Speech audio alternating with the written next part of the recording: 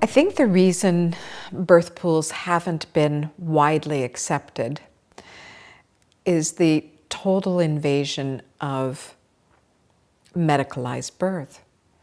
When you put a birth pool on a hospital unit, the nurses have not been oriented to the natural phenomenon of women laboring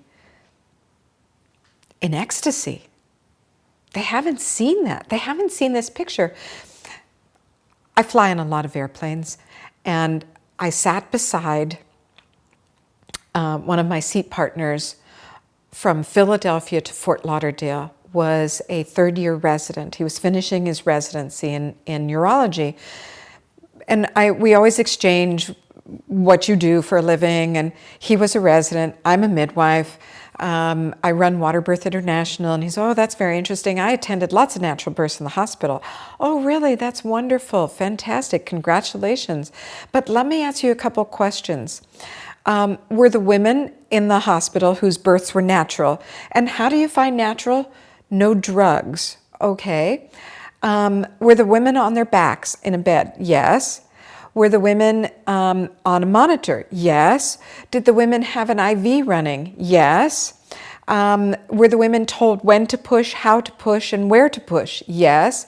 Did you have your fingers inside the woman's vagina saying, push here so I can feel the baby moving down? Yes. Did you cut an episiotomy on any of the women? Yes. And did you immediately cut the cord and put the baby, give the baby to the nurse so the nurses could evaluate the baby and wash the baby down and wrap the baby up and bundle it and put it on the mother? Yes. And I looked at him and said, there is nothing natural about that. And that's what they're taught. And that's what the nurses are taught. The midwives escape that a little bit because they've been at least seen films of orgasmic and ecstatic births, but they've never seen it in the hospital because the hospital routine says this and this and this and this and this.